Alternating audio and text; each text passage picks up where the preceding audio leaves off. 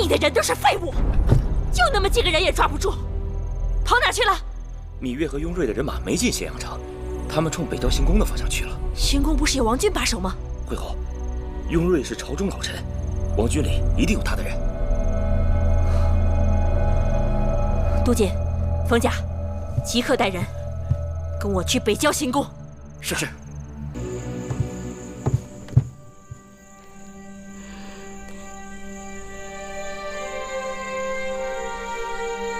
时光荏苒，我们又相见了。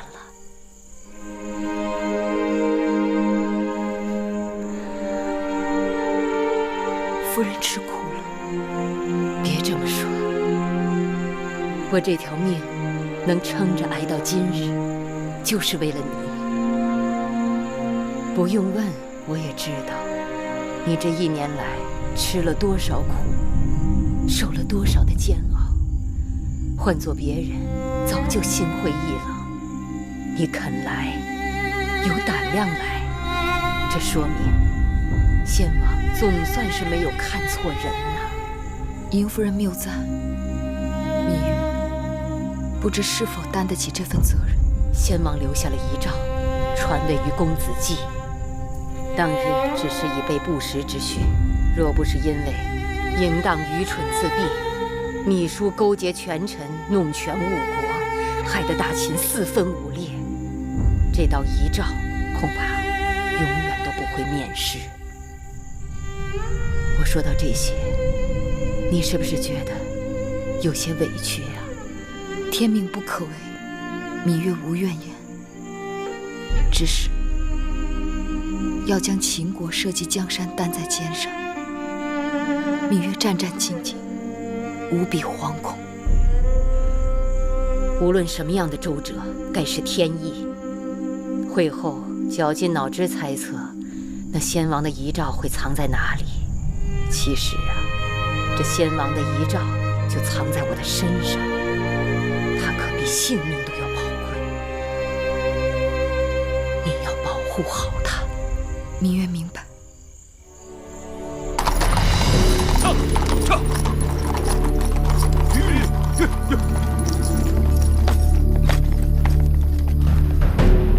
将军，看见有人进去了吗？没看见。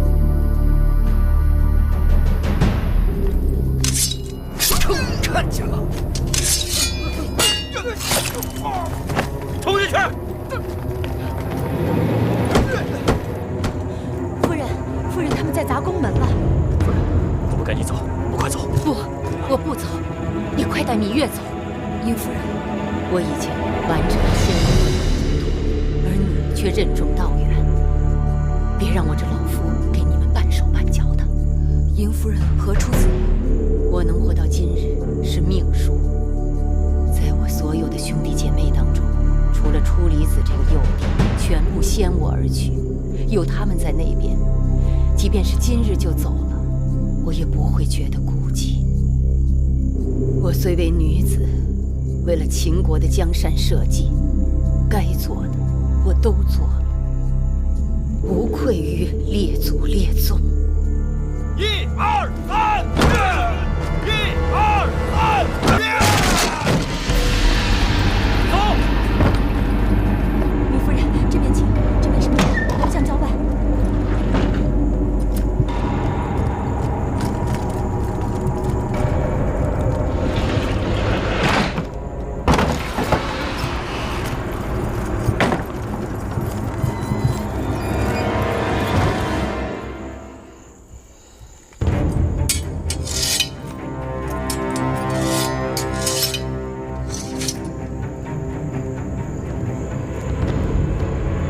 嬴夫人，秘书，1年未见，你令人刮目相看。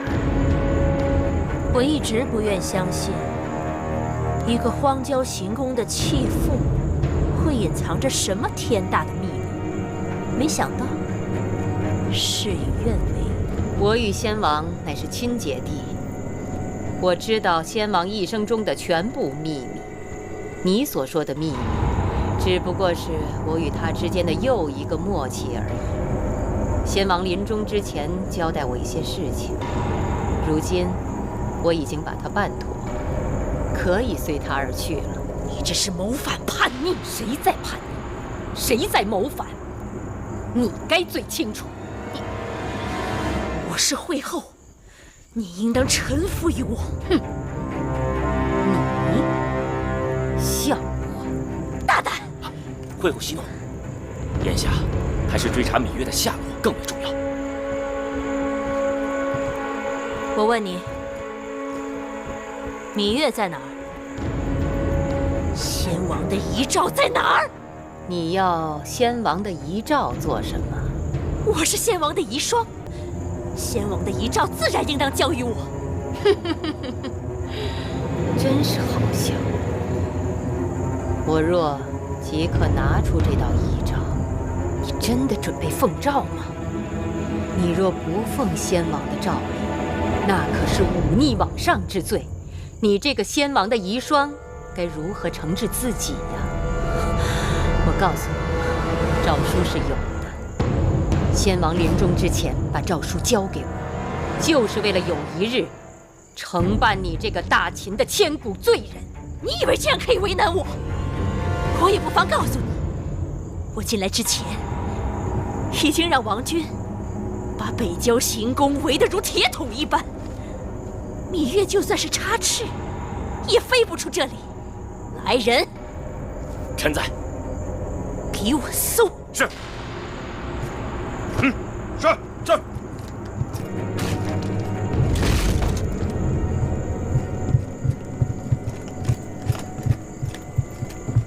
禀告惠后，整个北郊行宫都已搜过，没有芈月的踪迹。公子季呢？还有芈月的随从和那个雍瑞呢？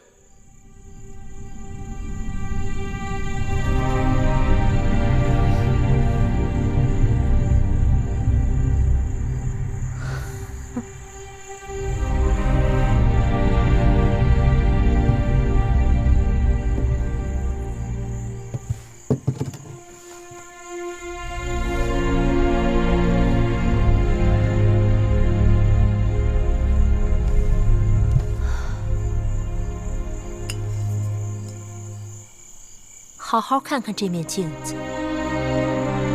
看看你如今的样子，多可怜！你被夫君赶回母国，守寡30多年，眼下为了一道遗诏，竟然愿意豁出命去。其实你此刻就是死了，也就是个孤魂野鬼，无人祭奠，还不如识相一些。把遗诏交出来，我定会酬功报德，好好奉养你，让你舒舒服服的颐养天年。别费心了，什么你都得不到。如此冥顽不化，芈月究竟给了你什么好处？你也算出身尊贵，却以为天下人都跟你一样锱铢必较。我告诉你，我想要的东西，我早就都得到了。好，不说也罢。杜将军，微臣在。芈月等人定是藏在这行宫当中。给我听好了。北郊行宫，因宫人举火不慎而失火，给我烧！一定要把这个芈月给我烧出来！是。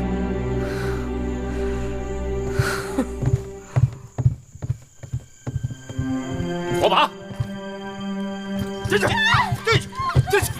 老实点都给我！放我们出去！进去，进去，老实点！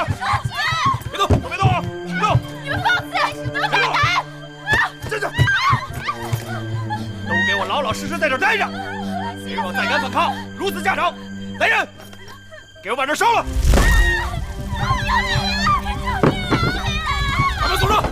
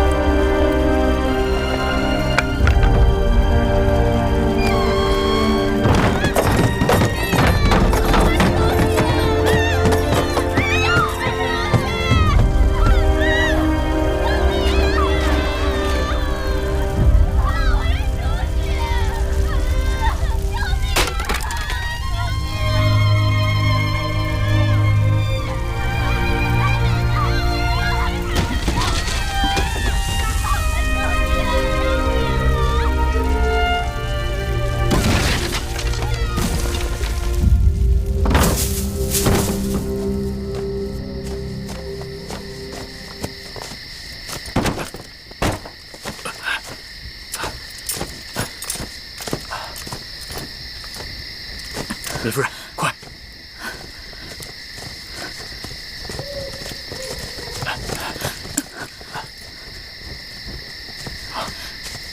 雍大人，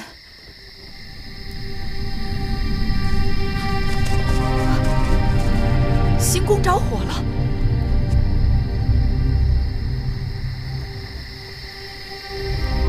那殷夫人她，殷夫人她随心所愿了。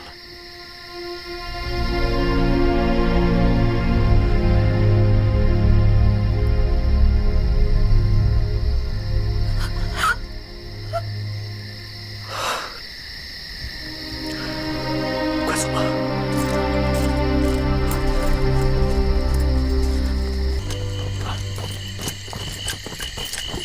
你看，那边那条小路，一直走下去，就可以跟司马错将军的人马碰面了。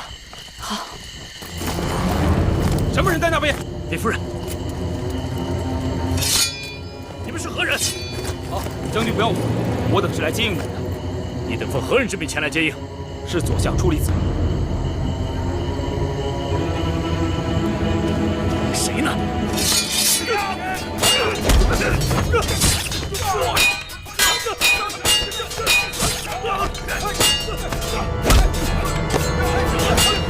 李夫人！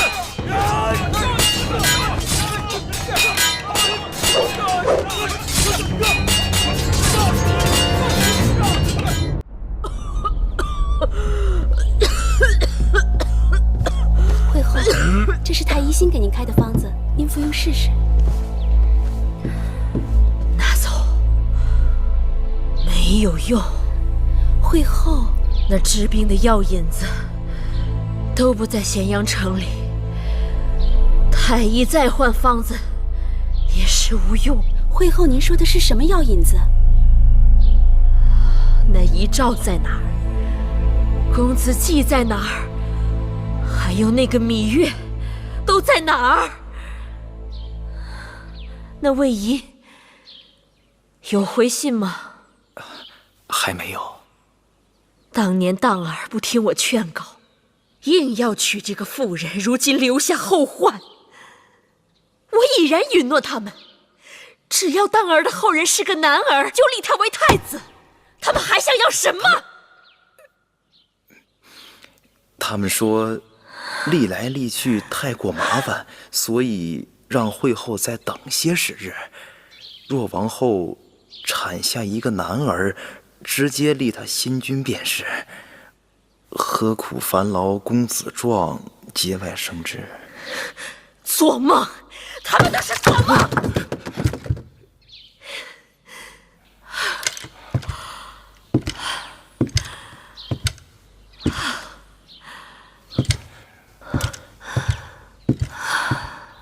拜见惠后。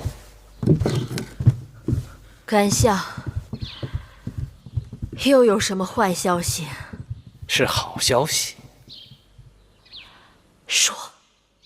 微臣刚刚得知，不久前芈月被义渠人抓走，眼下正扣押在义渠君的老营里。义渠君，就是10几年前劫持我楚国送亲车马的义渠君。正是。消息可靠？确切无疑。这义渠君卑鄙狡诈，这些年没少跟秦国作对，骚扰边境，攻伐城池。当年他用芈月做筹码，向秦国要了大量的粮食和布匹，尝到了甜头。这次他又要做什么？自从遗诏的事在朝堂上下传得沸沸扬扬，许多人都在打芈月的主意。义渠人唯利是图，肯定知道芈月价值连城，所以跟着一起搅浑水。还有，冬天快到了，那是他们义渠人最难熬的日子，想必他们想借芈月的身价敲诈一笔，也好过个富足的冬天。哼，这种人见利起义，既然他贪，就给他点甜头，让人带话，只要他肯把芈月交给我，赏粮5000车，绢1000匹，10000金。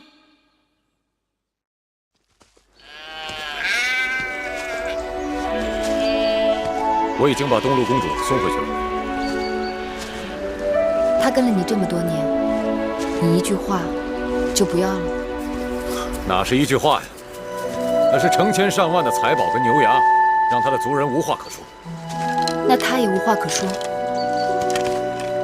他是解脱了。这么多年，其实他知道我心有所属，他心里也不痛快。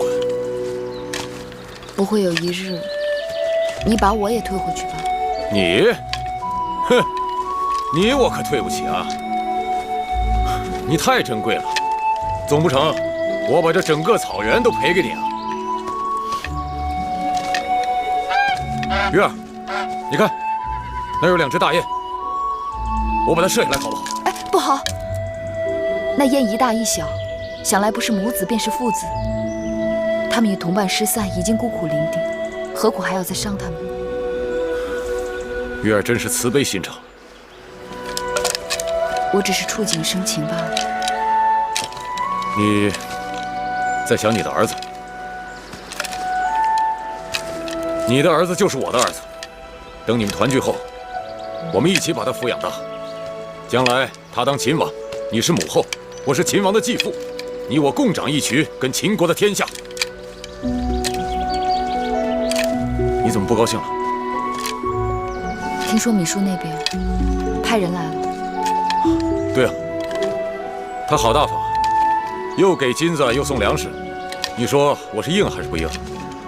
不要即刻就答应他，就说除了粮食金银，还要大秦的城池土地。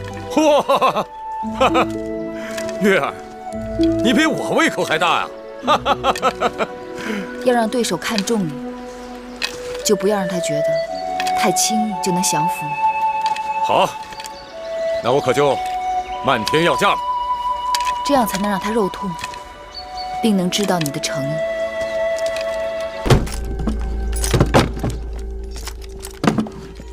外臣杜瑾拜见义渠君。义渠王。啊，对，外臣杜瑾拜见义渠王。少令。会后说1万金先奉上3000金500卷，余下的等芈八子进了咸阳以后再行奉上。快，这15个城池的印玺和地图，请义渠王查收。这人贩？哼，什么人贩？你们答应的5000车粮食、1000匹绢，还有1万金，怎么眼下就这么点东西？我大秦一诺千金，怎会赖你东西？你们秦人向来诡计多端，说一套做一套。那大王说该怎么好啊？这生意我不做了，滚，送客。是。哎，大王，走吧。万万不可，万万不可啊！大王，要不这样，由我们的人押送人犯，到了咸阳城之后，等会后把承诺我们的粮食和金银全部给了我们，我们再把人给他。好主意，就这么定了。我亲自带人过去，把会后说的东西运回来。这恐怕……怎么不肯啊？我告诉你，等着跟我做生意的人多了去了，眼下就有比你们会后出的价钱高得多的。好，就照义渠王说的做。不过义渠的兵马进城不能太多，免得误会，千万不要引起兵乱。那是自然。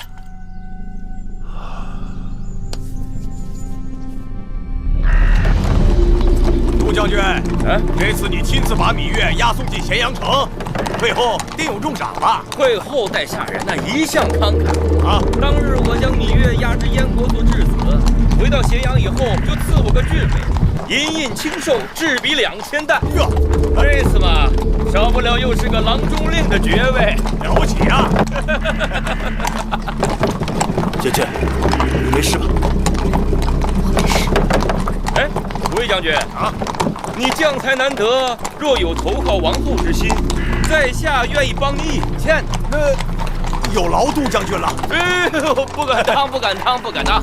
在下也是托你们大王的福气，才能有这荣华富贵。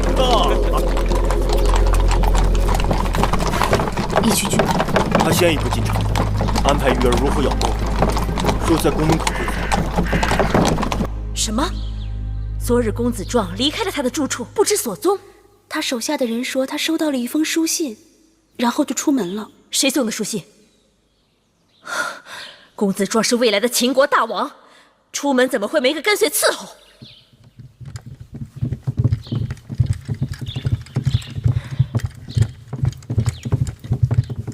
会后，甘相来了。会后，免礼。甘相，我刚刚听说魏夫人和武王后已经答应与我们联手，并说他们有一份大礼要送我。甘相看此事，此事来得突兀。那武王后没有几日就要临产，他们一直想借婴儿一步登位，怎么骤然改变了主意？会不会是他们听说芈月在我手里，公子壮登基已成定局，顺水推舟？也有道理。会后擒住了芈月，魏夫人和武王后主动归附，这算得上是双喜临门呐。那个义渠君此刻在何处？啊，在大殿外等候。宣他进殿。慢。会后，想那戎狄野人哪懂一点礼仪规矩，必须调些禁军进殿，以防万一。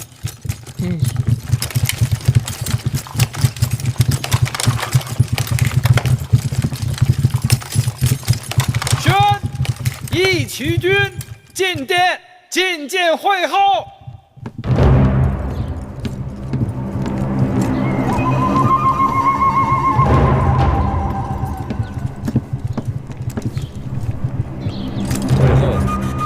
不必多礼。这位是我大秦的甘相。义渠君，哼，本王孤陋寡闻啊，只知道大秦的国相是出离子，原来还有位什么甘相。久仰义渠君大名，今日一见，果然英雄好汉。本王也久仰会后大名，今日一见，却有些意外。此话怎讲？会后与那芈月本是同胞姐妹，长得也是慈眉善目的，怎么感觉会如此不同啊？那芈月与我是同父异母，从小无人管教，所以与我大相径庭。哦，果然是相由心生，命由己造。义渠君说得好，我以为义渠君准备好了粮食，还有金和绢，就由义渠君带人去王库直接提取。只是这芈月，放心，会后坦诚相待，我义渠当然要言而有信。来人，把人犯带上来。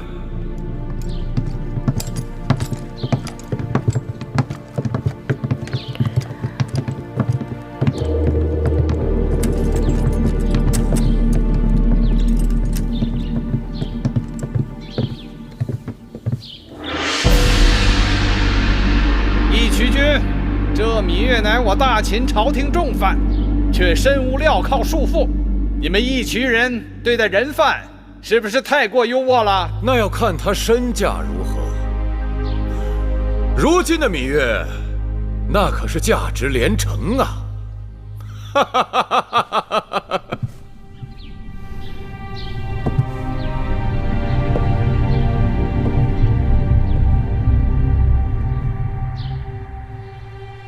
芈月妹妹，多日不见，别来无恙。多谢会后惦记。你终于回来了，这一日我苦等良久。我也曾揣测过再次与你见面的场面，没想到会是眼下这般情景。让姐姐好好看看，自打6岁，在父王的大殿与你相识，转眼快30年了。物是人非啊！你说的对，我有今日，无论好坏，都拜你所赐。怪只怪老天，让你我相生相克。既然姐妹一场，此时你若心生悔意，跪倒在我脚下向我告罪，我虽饶不了你的性命，但可以给你一个体面的死法。你就算杀了我，你仍然掌控不了大秦的天下。你别拿先王的遗诏吓人。我已调查许久，若真有那遗诏，早就出头露面，有迹可循。我也曾想过，或许遗诏在你那儿，那就更好了。只要你死了，那遗诏就会跟着你灰飞烟灭，销声匿迹。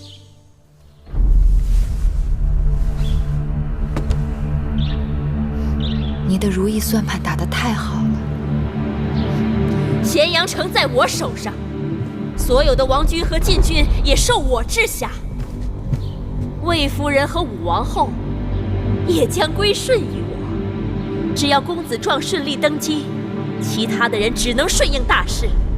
你不要以为你那个弟弟魏冉会来救你，我即刻下令发兵围剿。过不了多久，他们就会去黄泉路上与你作伴。你做不到。能否做到，反正你是看不到。你输。可怜你愚钝如此，你本非歹毒之人，却为了点滴私欲，弃明投暗，偏偏一条路越走越黑。你害了你的孩儿嬴荡，更害了大秦。先王若是地下有知，如何饶得了你？好个芈月，不见棺材不落泪。珍珠，张嘴。是。你干什么？放肆！义渠君。会后你不要忘了，芈月眼下还是我的人。你想要的我全都给了你。这芈月是我大秦的囚犯，带着你的人，全都给我滚出宣誓殿！大秦乃礼仪之邦，会后是你请我来的，就不该轻易下逐客令吗？啊！你还想做什么？把这些义渠野人给我撵出殿去！你们这是逼着老子翻脸了是吧？在下早就想领教义渠君的身手了，请来。会后，会后。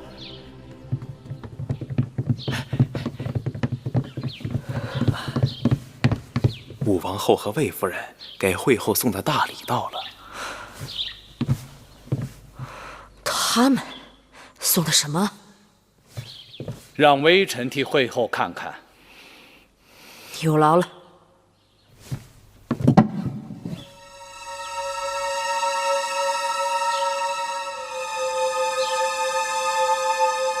衣物？谁的衣物？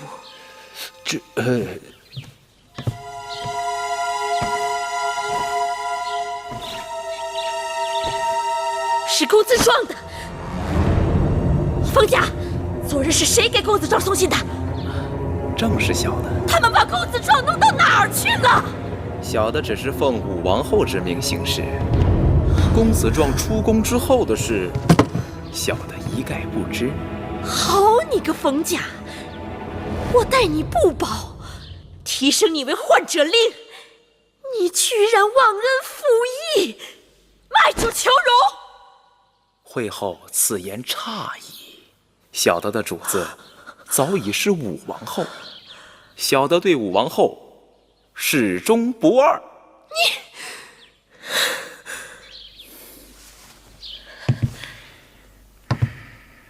大监冯甲，恭迎武王后魏夫人进殿。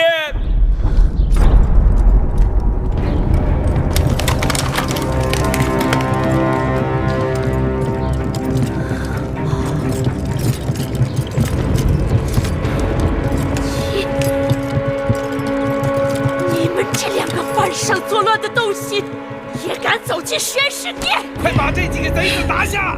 谁敢动？武王后怀的可是大秦的储君，有2个脑袋的，过来试试。义渠君，会后答应给你的东西，我们一样不少都给你，再加万金。你把芈月交给我们如何？那你先把你的万金抬上大殿再说。我们武王后拥有大秦天下，哪儿在乎这点金银？快来人呐，把芈月用链子锁起来，关进囚笼。放肆！芈月是会后想要的人，岂容你们染指？抢人呐！你不看看老子的剑，答不答应？至于会后，武王后马上就要生下武王的子嗣，你也该交权了。只要我还活着，你想都不要想。会后，没法子。会后，再过几日，这宣誓殿就有新王了。哎呦！我殿下，魏夫人，还等什么？即刻将人抓起这些妖言惑众、企图篡位之徒！甘相，识时务者为俊杰。新王即将登基，武王后对每一位老臣都寄予厚望。你们把会后请回交皇殿，这宣誓殿也让他坐得太久了。会后乃先王遗孀，你们休得无礼！谁敢再往前一步，格杀勿论！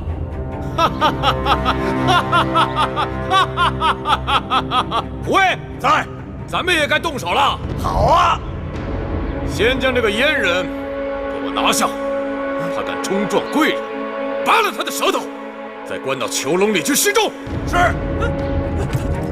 武王后，魏夫人，住手！打狗还得看主人呢。哦，这狗还有主人呢。好啊，我倒要看看谁是它的主人。站出来，我连它主人一起打。嘿嘿，过来吧，武王后，魏夫人。好，武王后，义渠君仗义直言，我定会有所回报。不必了。楚离子，进来吧。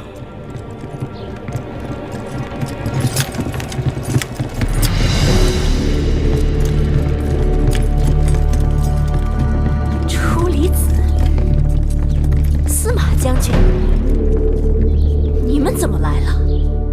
臣奉先惠文王遗诏，迎新君继位。哪来的遗诏？哪来的遗诏？武王后身怀大秦未来的储君，就算是先惠文王有什么遗诏，你们也应该跟武王后知会一声。魏夫人不说我还忘了，武王后身子沉重，十分辛苦。只可惜，储君在哪里？难道你们还要继续耍这骗人的把戏吗？你说什么？我说什么？我说什么？你们应当心里明白。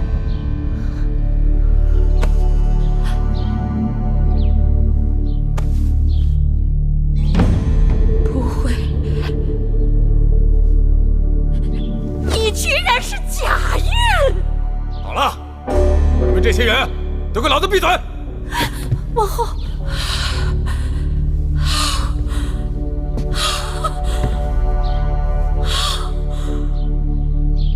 糜夫人，请吧。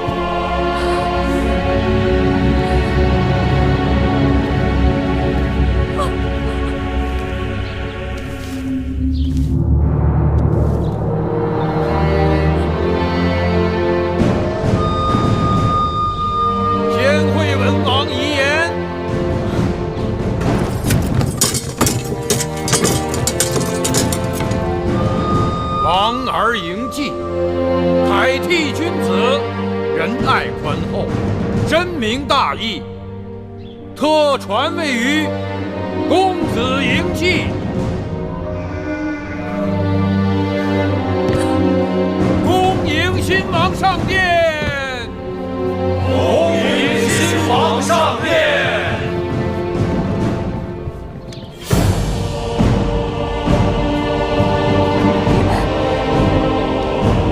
你们背着我捣鬼！你们疯了啊！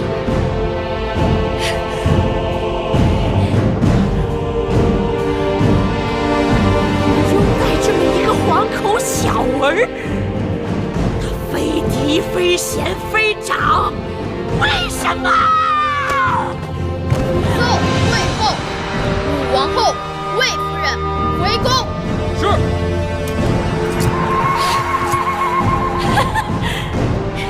你们都睁眼看看他，他凭什么为王？我是帝后，非我认可，没有人有资格登基做大秦的君王。我等受先惠文王遗诏，拥戴公子季继位为王。甘相，你呢？说话呀！会后，大势已去，你还是回交房殿吧。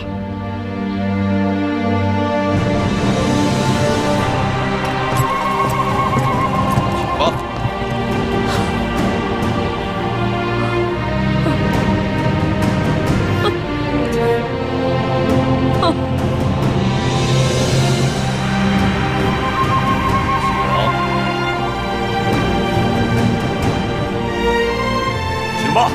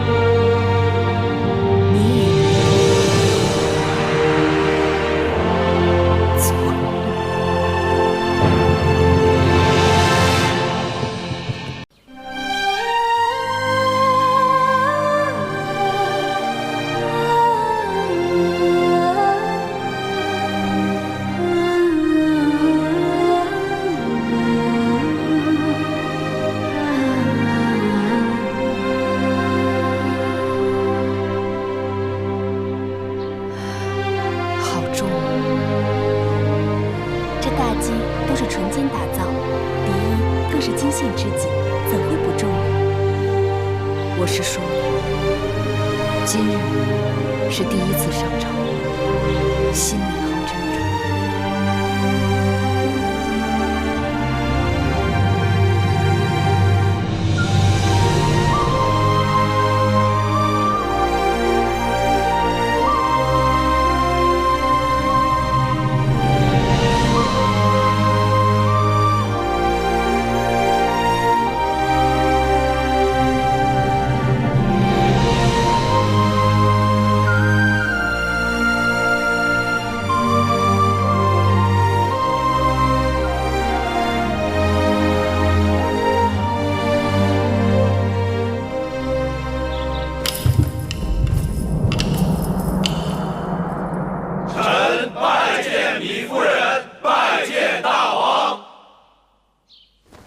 诸卿免礼。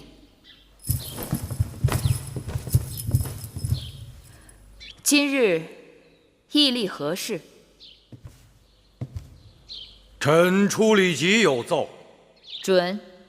先武王当在洛阳宾天，子贡已经运回咸阳，因朝廷内乱，迟迟未曾落葬。既然武王当的灵柩已经回到咸阳，当葬入王陵。是。会后所言极是。甘相，你说什么？微臣说会后英明。芈月糊涂了。甘相先前一直尊芈姝为惠后，何以又尊我为惠后？芈姝失德，当废尊位。如今大王正位，当尊您为正位，为母后，复先王氏为惠文后。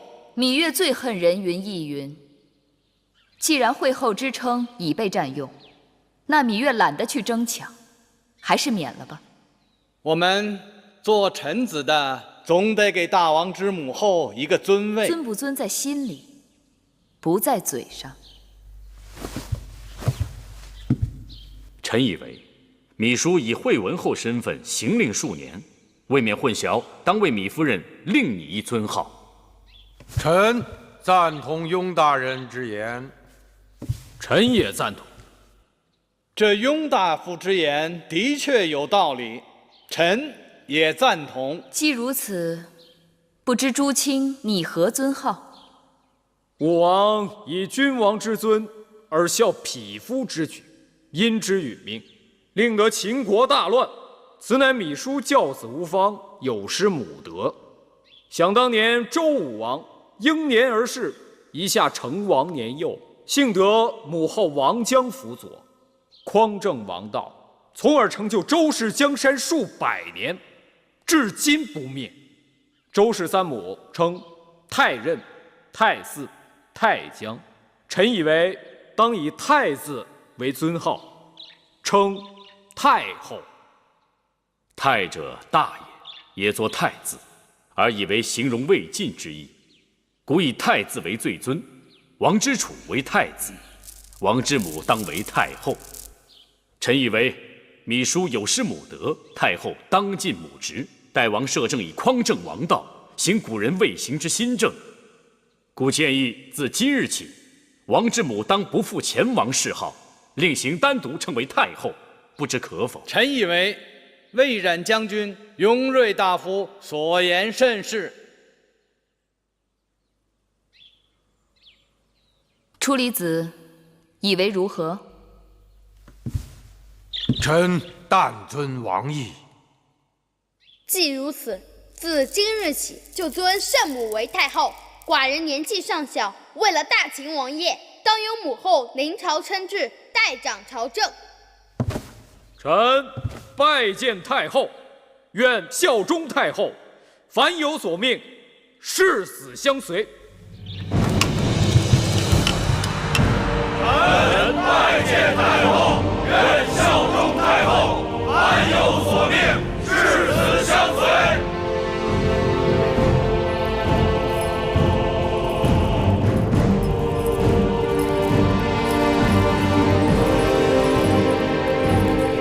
芈月愿与众卿携手，兴我大秦王业。兴我大秦王业，兴我大秦王业。公元前306年，在魏冉和初里吉等人的支持下，秦昭王嬴稷登基。因其年幼，其母芈月听政。自此开端，中国历史上有了第一个太后。芈月开始了长达41年的执政生涯，史称宣太后。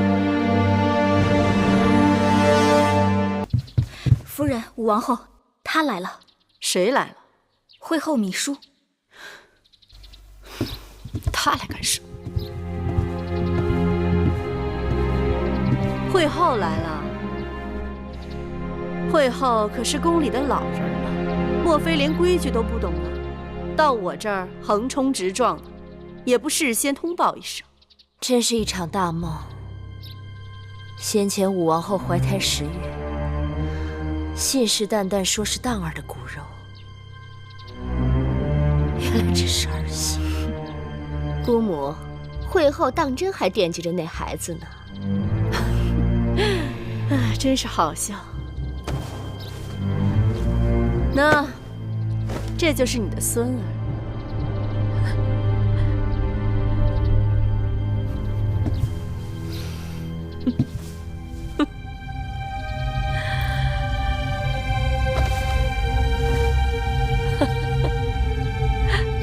魏婴，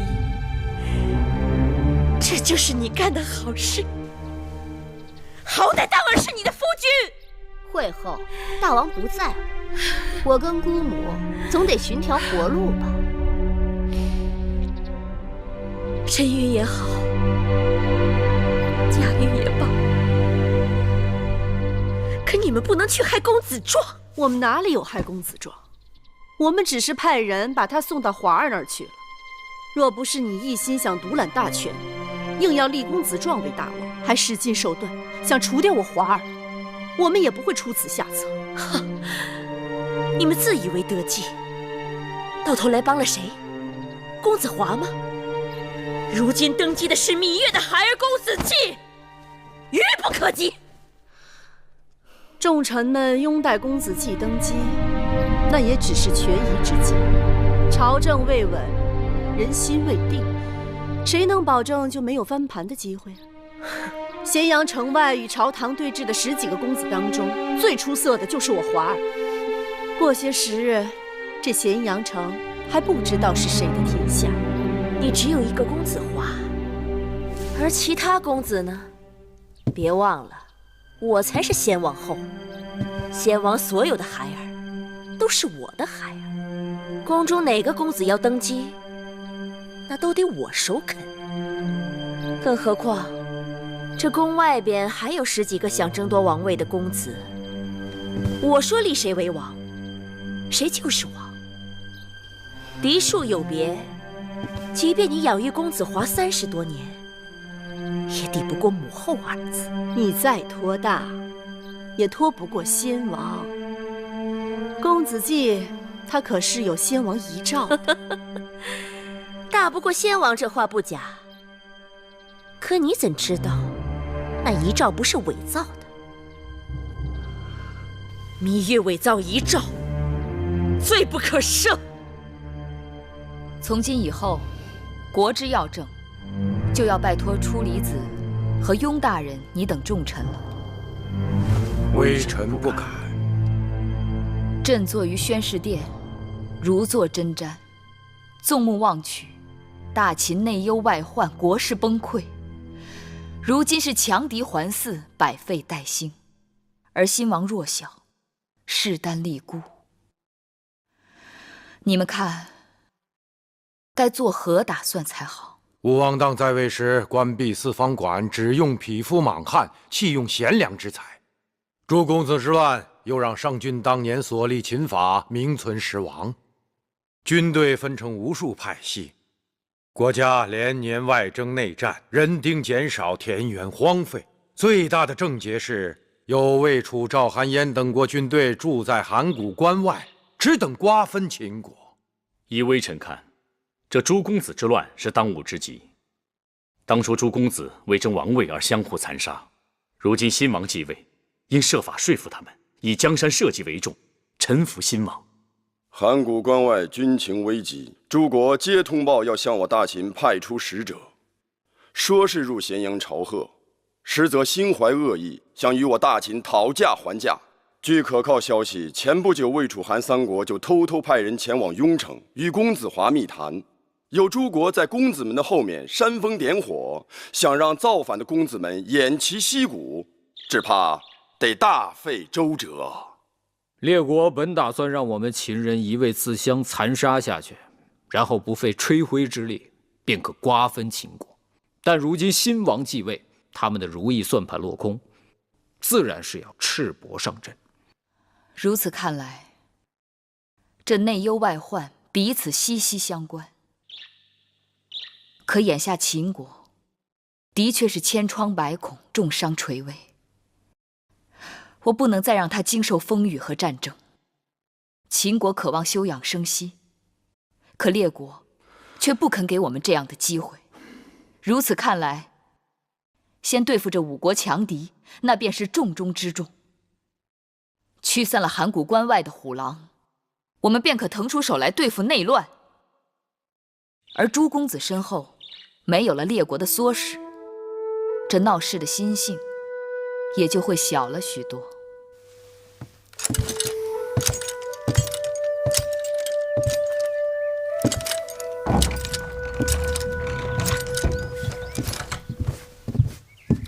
月儿，哎呀，你可回来了。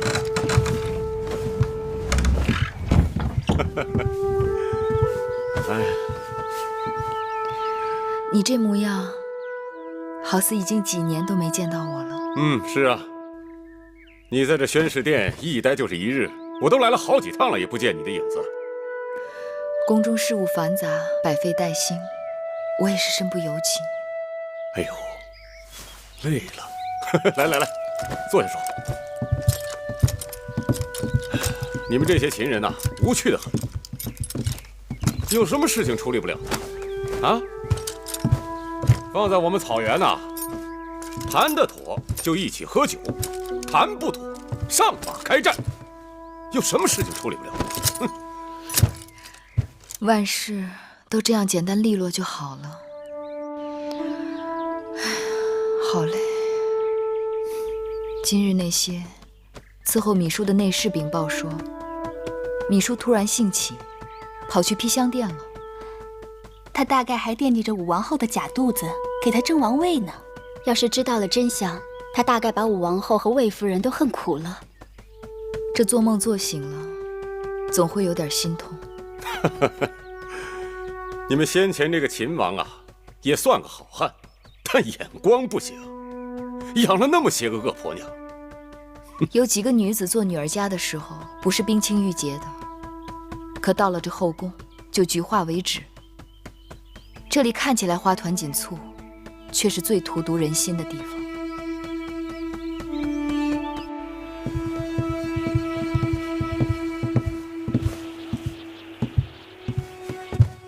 天寒地冻，膳房特地给惠后熬了些肉羹，望惠后保重身子。辛苦姑姑了。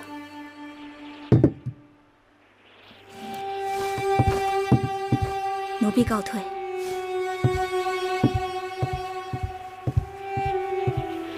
惠后，既然做了，那就吃点吧。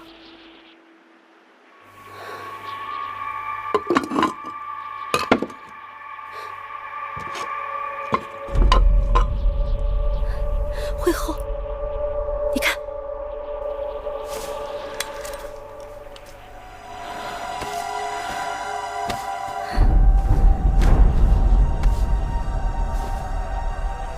哼，我以为甘茂弃我而去，看来他还是识时务的。依婢子看，甘茂这人是脚踏两条船，楚离子等人在背后捣鬼。他从未事先对惠后提醒，公子季登基那日，他又临时倒戈，什么东西？臣子们的忠心是要有代价的。当日甘茂以为大势已去，一心想着攀新主子的高枝，只可惜他在芈月那儿是热脸贴人家的冷屁股。回头想来，还是我这条船更为稳妥。如今有了出宫符节，魏延又写了亲笔信给公子华，杜瑾也联系上了公子华，我们可以离开咸阳了。月儿，怎么了？秘书那个恶婆娘，她跑了。秘书跑了？据说这2日她一直闹头疼，把身边伺候她的人全都赶走了。今日侍女给她送晚膳的时候，发现那居室里已经空无一人，她的贴身侍女珍珠也跟着一同不见了。是我疏忽了。秘书在后宫经营这么多年，有不少人得过她的好处，不仅是甘心被她驱使，还有期望她曾应许的荣华富贵。她这一跑，只怕在外面又要兴风作浪了。月儿放心，我这就去把那个恶婆娘给你抓回来。晚了，都已经过去几个时辰了，不知道她去了什么地方。更何况，眼下咸阳城中兵力空虚，我已派魏冉去了函谷关，接替原来的守将。剩下的禁军里头，很难知道有多少是真正的自己人。月儿，既然如此，就由我们一群人与秦军共同把守攻进，保你安枕无忧。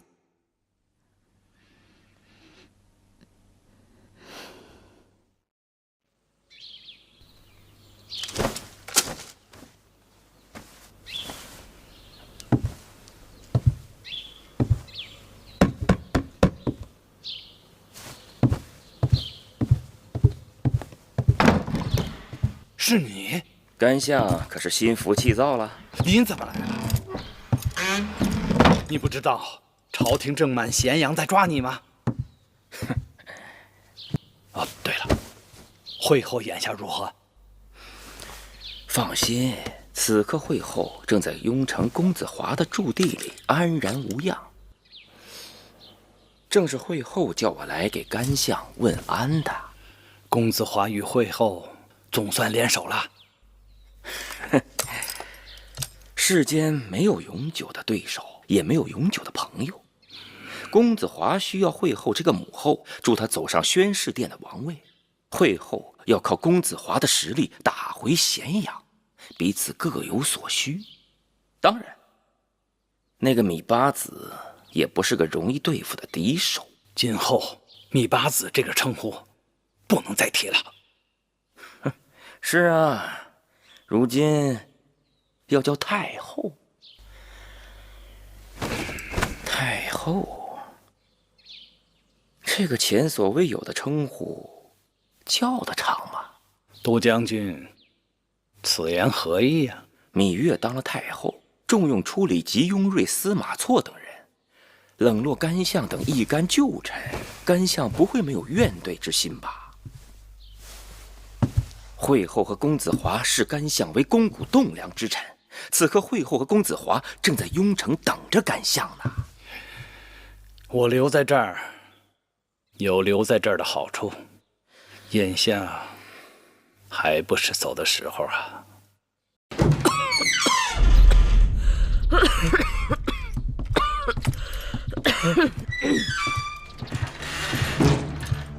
拜见母后。拜见母后。免礼，坐吧。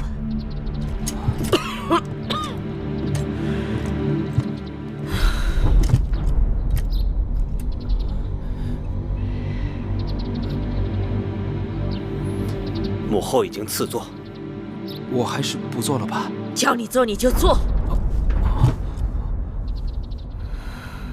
眼下，我们与咸阳那边的战事陷入了僵局。我找你们来，就是想看看你等有何高见。当日父王杀商鞅而不废新法，而今在朝中支持芈月的那些人，有很多都是在新法实施以后而得以提拔的重臣。新法废除旧的世卿世禄，以军功大小定王族身份之高低。那些没有军功的宗室儿女转眼落魄，对此，甘茂等旧臣和宗室旧族早已耿耿于怀。假如我们宣布在秦国废新法而恢复旧制，如此可以得到各郡县原来封地爵位被削了的旧族支持，亦可打击在朝中拥立芈月的那些臣子们。兄长，高瞻远瞩，高瞻远瞩。好，那就照王二说的办。当日，我已在自己的封地恢复了旧制，深得旧族人心。若真在全国恢复旧制，倒真是可以享者云集。但这全面恢复旧制，重新分封，是要朝廷颁旨的。我是先王正妻，众公子嫡母。眼下，我们的朝廷就设在这旧势力最强，曾是秦国几百年救国都的雍城行宫。储君就是你公子华。所谓天时地利人和，我们颁旨，名正言顺。芈月等人伪造遗诏，当天下诛。只要旧族当中愿意跟我们走的，立即宣召下去，恢复他们旧日爵禄，世袭代代相传。如此一来，只怕秦国真的要乱一阵子了。乱了好啊，乱了天下，芈月母子就能早日父慈。等我重回咸阳宫，我定以嫡母之位封你为秦王。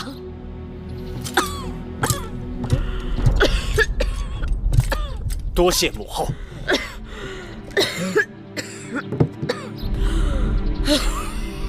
下去吧。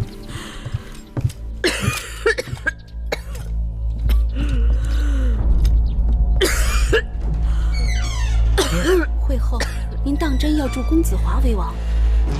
自然当真。你看那没出息的公子壮，这才到公子华身边被调教几日，就一副心甘情愿做应声虫的样子，真是枉我当日想立他为大王，看走了眼。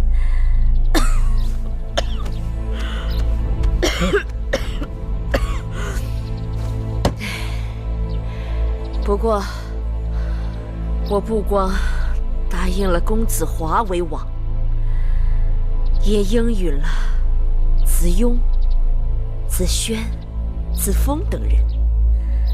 到头来，还得看他们个人的本事。此刻看来，公子华是实心实意愿被惠后所驱使。他是想一呼百应，一夜杀进咸阳城呢。不过他的心思，倒也合我的心思。可公子华跳得这么凶，芈月会不会泄愤，按捺不住杀了魏夫人？杀了有何不好？那芈月一直摁住不肯杀魏延，是因为他投鼠忌器。那魏延与魏仪与我深仇宿怨，魏延肯写信给公子华，让他与我联手，还不是想借我之手扶公子华上位？可公子华要一上位，那魏延等人还会对我感恩戴德吗？哼！芈姝逃到雍城，与嬴华联手昭告天下，另立朝廷废除新法，给失了权势的宗室旧族们恢复爵禄，并散布谣言说遗诏有违。这么一来，可有些人要蠢蠢欲动了。苍蝇驱邪，必会有人助纣为虐。但天下有识之士，不会情愿跟他们走的。造反的公子都是先王之后，芈姝又是先王的嫡妻，他们抱团的确是大秦的心腹之患。公子们造反，并非都是情愿。公子华与他们结盟，也并非都是牢不可破。当日武王当猝死，王位空悬，芈姝弄权，有的公子觉得不公，奋起造反。如今王位已定，朝廷不妨给他们指一条更好的路。我已经书信给过去的旧友，请他们进宫做客。照理讲，有一个人今日就该到咸阳了。太后，您看谁来了？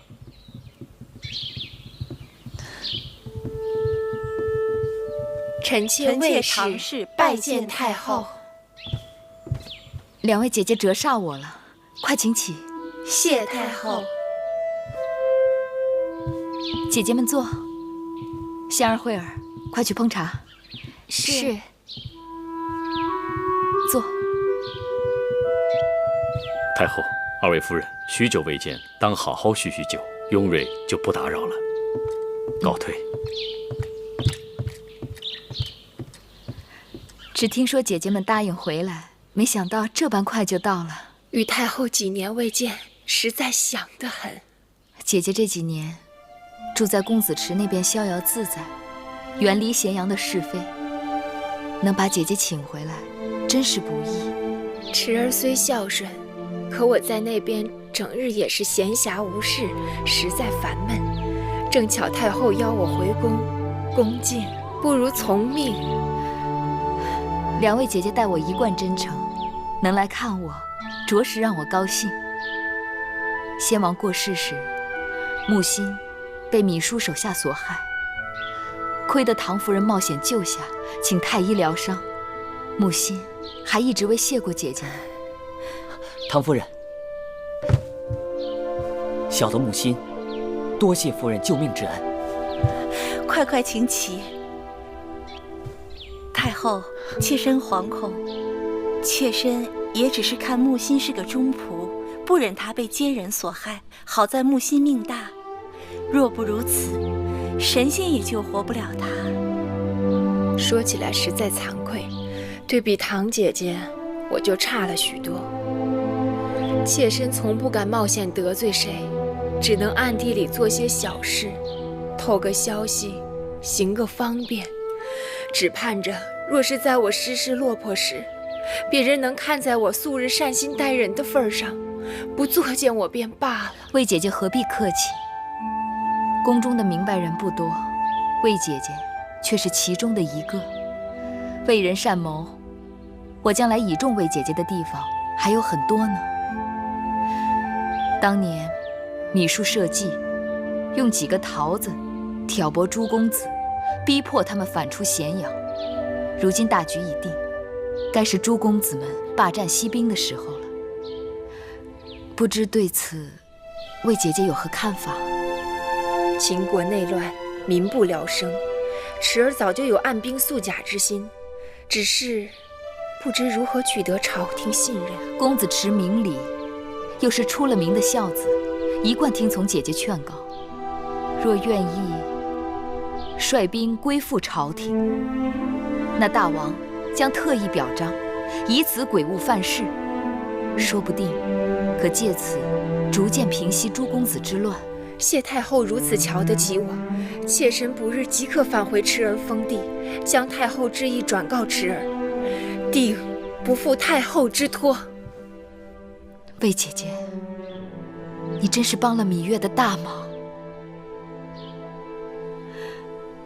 另外，唐姐姐，你在宫中的人缘最好，与公子雍的母亲又是表姐妹，不知是否愿意出面劝说公子雍母子归降？既然太后信任，臣妾愿意一试。那就拜托唐姐姐了。